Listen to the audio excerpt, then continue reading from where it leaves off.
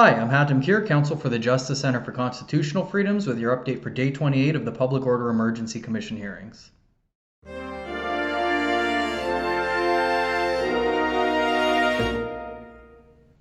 So, the inquiry continues as we get into the federal ministers. Today we heard from two.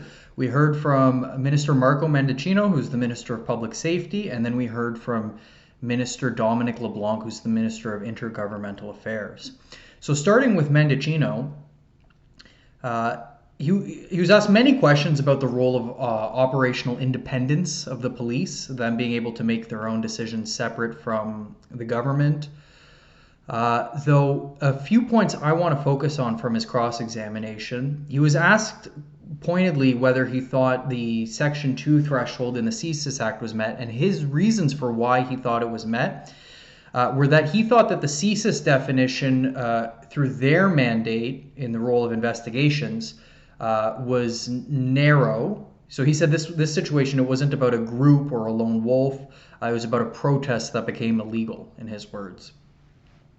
Whereas he thinks that the meaning of that definition in the context of the Emergencies Act and what it says in Section 2 pertaining to the something that cannot be addressed by the provinces leads to a broader definition. So he said that this was a protest that was national in scale, which overwhelmed officials, and he said was tied to a politically stated objective to overthrow the government if it did not change public health policy. So that was a reference to the Memorandum of Understanding.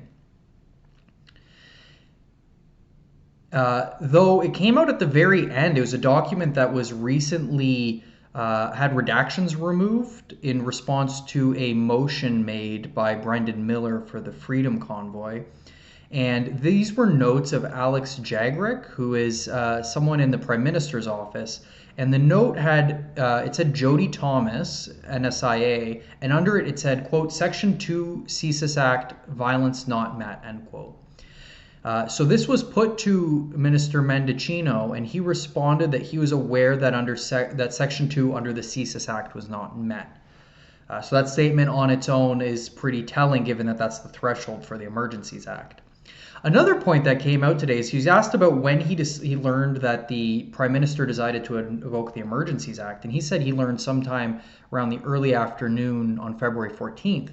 However, under cross-examination by Christopher Diana, counsel for the OPP, he was shown text messages of his where he's planning basically a photo op at the Windsor Bridge on the day the Emergency Act is invoked. He's actually planning it the day before, and he didn't do it because his chief of staff talked him out of it, and the police basically told him not to do it. But the fact that he was planning it, and he uses the phrase in saying it that we should go there for the visuals if everything goes according to plan, at least seems to suggest that there was a decision to invoke the act the day before, and at the very least shows the willingness to use the act for, let's say, superficial purposes. We then heard from Minister Dominic LeBlanc, who is the Minister of Intergovernmental Affairs. So his role is essentially to facilitate communication between people in the federal government and their provincial counterparts. One of the big things he was cross-examined on by multiple parties was the First Minister's call. So First Ministers refers to the premiers of each province and the Prime Minister. Under the Emergencies Act, prior to invocation, the federal government is required to consult with the provinces. So they held this meeting to that effect on the, I believe it was on the 14th. And so all the premiers were there. And different parties asked questions, for example, about how much substantive information was actually provided at that meeting. Like, were they provided about the national security advice, which they weren't, or to what extent were the actual measures to be implemented discussed?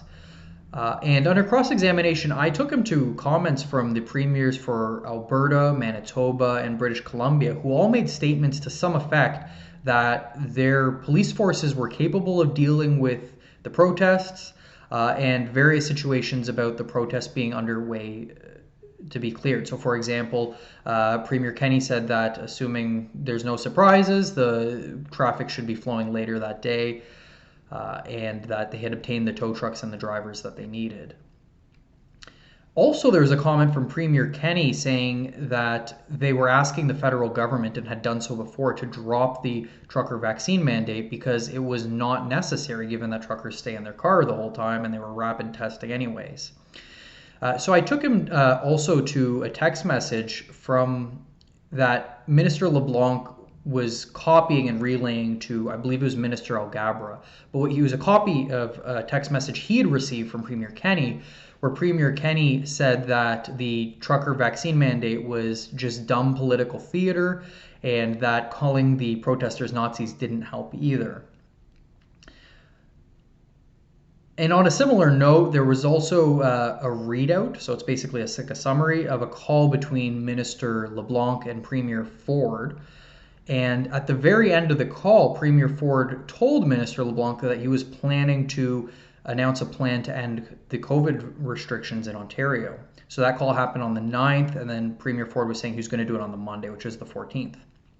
And that he was aware of other provinces doing the same.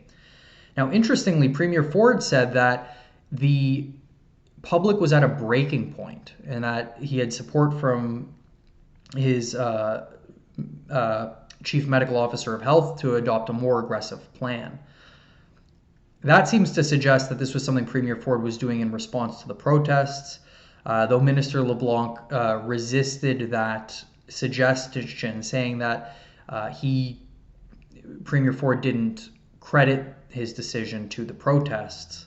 He disliked the protests, to which I asked him, well, yes, Premier Ford didn't credit the decision, but certainly he could have been motivated by it. I'd say that's a perfectly good example of showing an example that the protesters were being heard by the provinces, but the federal government maintained its stance in imposing this trucker vaccine mandate. And essentially was unwilling to compromise. So that's the update for today. Please tune in tomorrow for another update as we continue with the evidence from the federal ministers at the public inquiry. Thanks, and I'll talk to you then.